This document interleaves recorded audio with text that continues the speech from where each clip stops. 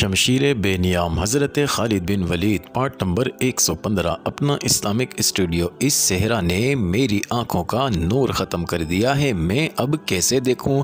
क्या तू अंधा हो गया है? खालिद ने घबराई हुई आवाज़ में पूछा।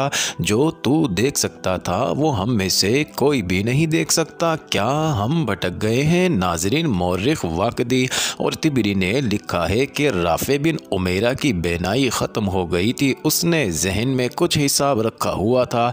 नाजरीन, इन दोनों मौरिखों ने इसके सही अल्फाज अपनी तहरीरों में नकल किए हैं। इब्ने वलीद राफे ने कहा, लश्कर यहीं रोक ले, अपने कुछ आदमियों को आगे भेज, इन्हें कह कि वो औरत के पिस्तानों की शक्ल के 2 टीलों को तलाश करें। नाजरीन, खालिद ने कुछ आदमियों को आगे भेज दिया। ये आदमी जल्द ही वापस आ गए और उन्होंने बताया कि वो 2 टीले देख आए हैं। नाजरीन, राफे ने खालिद से कहा कि अल्लाह के करम से वो सही रास्ते पर जा रहे हैं, लश्कर को आगे ले चलो। इब्ने वलीद राफे बिन उमेरा ने कहा, अब अपने आदमियों से कह कि एक दरख्त को ढूंढें जिस पर कांटे ही कांटे होंगे। वो कोई ऊंचा दरख्त नहीं होगा, वो दूर से इस तरह नजर आएगा जैसे कोई आदमी बैठा हुआ हो। ये दरख्त इन 2 टीलों के दरमियान होगा। नाजरीन, आदमी घूम फिर कर वापस आ गए और उन्होंने ये जान का खबर सुनाई कि उन्हें टीलों के दरमियान और इर्द गिर्द बल्कि दूर दूर तक कोई ऐसा दरख्त नजर नहीं आया। नाजरीन, राफे बिन उमेरा ने कहा, समझ लो कि हम सब मर गए। उसने कुछ सोचकर और कदरे झुंझुला कर कहा, एक बार फिर जाओ, दरख्त मिल जाएगा, रेत के अंदर ढूंढो। नाजरीन, आदमी फिर गए, बर्चियां और तलवारें रेत में मार मार कर मतलूबा दरख्त खोजने लगे। एक जगह उन्हें रेत की ढेरी नजर आई। नाजरीन, रेत हटाई तो वहाँ एक दरख्त का टिंड मिंड सा तना जाहिर हुआ। ये खारदार था। उखाड़ दो इस दरख्त को, राफे ने कहा, और इस जगह से ज़मीन खोदो। नाजरीन, ज़मीन इतनी ज़्यादा नहीं खोदी गई थी, लेकिन पानी उमड़ पड़ा और नदी की तरह बहने लगा। नाजरीन, इस गड्ढे को खोद खोद कर खुला करते चले गए, हत्ता कि ये एक वसी तालाब बन गया।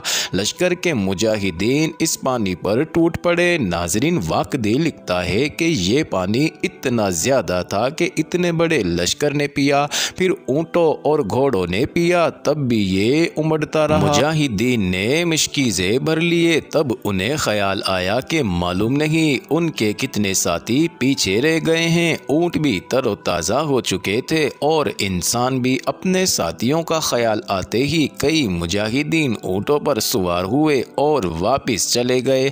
वो मंजर बड़ा होलनाक था। जगह जगह कोई न कोई मुजाहिद और कोई ऊँट या घोड़ा रेत पर बेहोश पड़ा चल रहा था। मुजाहिदीन ने उनके मुंह में पानी डाला और उन्हें अपने साथ ले आए। बाज मुजाहिदीन शहीद हो चुके, उन्हें उनके साथियों ने वहीं दफन कर दिया। इब्ने उमेरा खालिद ने राफे बिन उमेरा को गले से लगाकर कहा, तूने लश्कर को बचा लिया है, अल्लाह ने बचाया है। इब्ने वलीद राफे ने कहा, मैं इस चश्मे पर सिर्फ एक बार आया था और ये 30 साल पहले का वाक़िया है। मैं उस वक्त कमसिन लड़का था और मेरा बाप मुझे अपने साथ लाया था।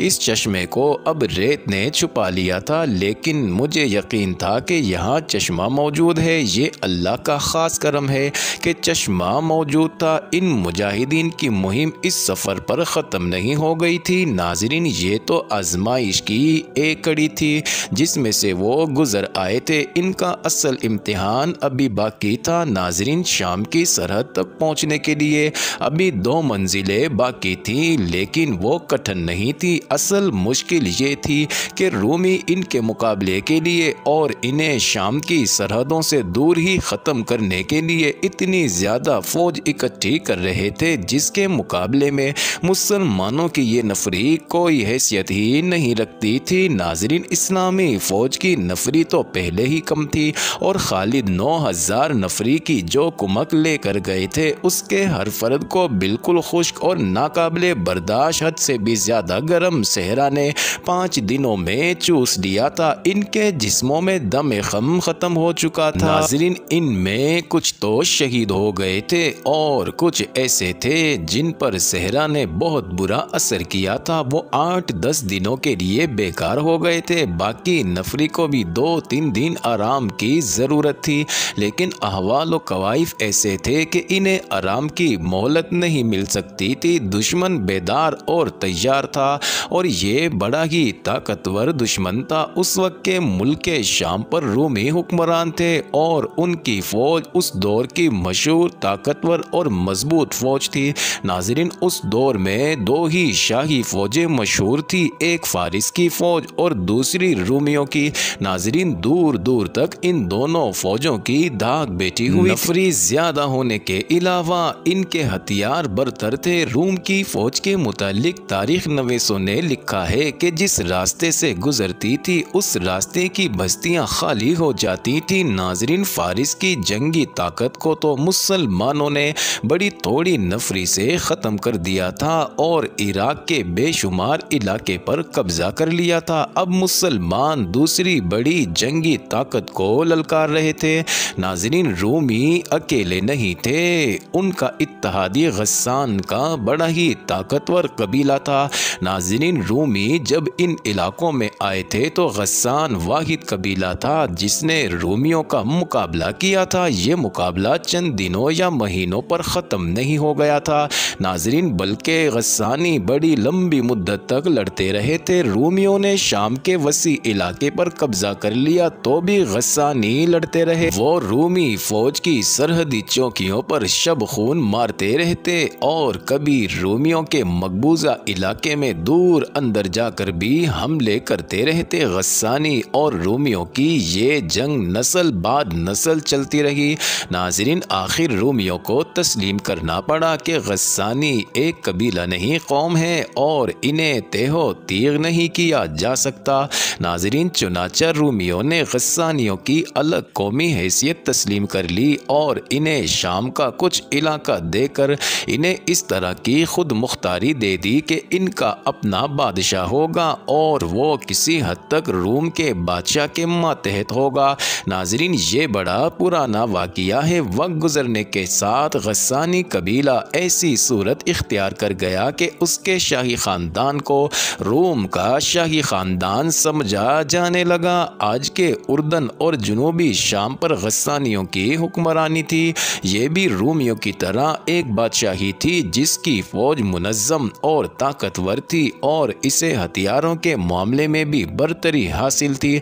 इस बादशाही का पाया तख्त बसरा था। मुसलमान रूमियों और गस्सानियों को ललकार कर बहुत बड़ा ख़तरा मोल ले रहे थे। नाज़रीन, जंग का ये दस्तूर है कि हमला आवर फौज की नफरी उस मुल्क की फौज से 3 गुना ना हो तो दुगनी ज़रूर होनी चाहिए, क्योंकि जिस फौज पर हमला किया जाता है वो किलाबंद होती है और वो ताज़ा दम भी होती है। नाज़रीन, हमला आवर फौज बड़ा लंबा सफ़र करके आती है, इसलिए वो ताज़ा दम नहीं होती। जिस फौज पर हमला किया जाता है वो अपने मुल्क में होती है जहां उसे रसद और कुमक की सहूलत मौजूद होती है। उसके मुकाबले में हमला आवर फौज इस सहूलत से महरूम होती है।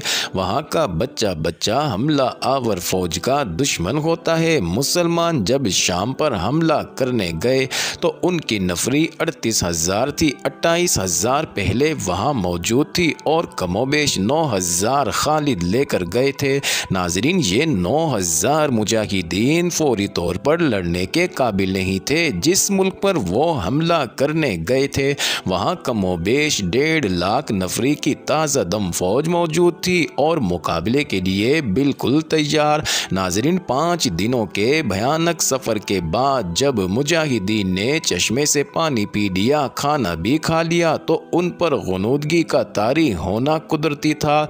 नाज़रीन, उन्हें तवक्को थी कि उन्हें कुछ देर आराम की मोहलत मिलेगी। आराम उनका हक भी था, लेकिन अपने सालार आला खालिद को देखा। खालिद अब ऊंट की बजाय अपने घोड़े पर सवार थे। इसका मतलब ये था कि एक लम्हे का भी आराम नहीं मिलेगा। नाज़रीन, मौर्रिख वाकदी ने लिखा है कि खालिद ने हल्की सी ज़िर्रा पहन रखी थी।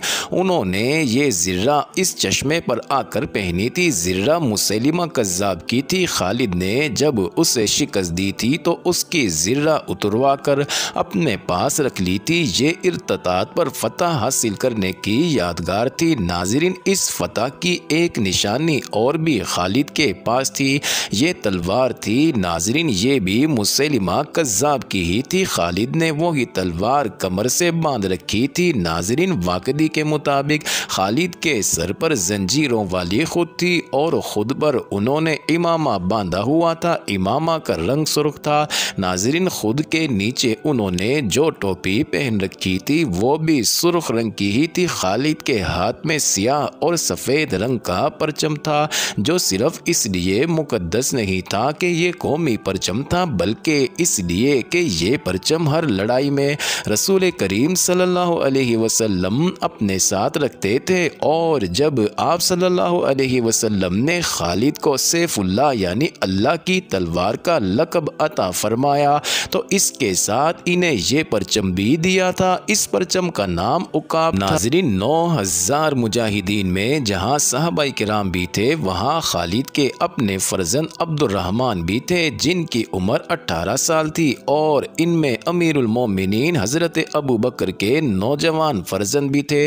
नाज़रीन, उनका नाम भी अब्दुर्रहमान ही था। मुजाहिदीन खा पी कर इधर उधर बैठ गए। उन्होंने अपने सालार आला को घोड़े पर सवार अपने दरमियान घूमते फिरते देखा तो सब उठ खड़े हुए। नाज़रीन, खालिद ने जुबान से कुछ भी ना कहा, वो हर एक की तरफ देखते और मुस्कुराते थे। उनकी खुद और ज़िर्रा देखकर और उनके हाथ में रसूल करीम सल्लल्लाहु अलैहि वसल्लम का परचम देख मुजाहिदीन समझ गए कि उनके सालार आला चलने को तैयार हैं। नाज़रीन, तमाम मुजाहिदीन किसी हुक्म के बगैर उठ खड़े हुए और अपने ऊँटों की बजाय घोड़ों पर सवार हो गए। वो जान गए कि अल्लाह की शमशीर थोड़ी देर के लिए भी न्याम में नहीं जाएगी। नाज़रीन, खालिद की जाँ फिजा मुस्कुराहट ने पूरे लश्कर की थकन दूर कर दी। लश्कर चलने के लिए तैयार हो गया। वलीद के बेटे, ये देख, एक आदमी पुरजोश लहजे में कहता और दौड़ता आ रहा था। ये देख वलीद के बेटे, अल्लाह ने मेरी बेनाई मुझे लौटा दी है, मैं देख सकता हूँ, मैं तुझे देख रहा हूँ।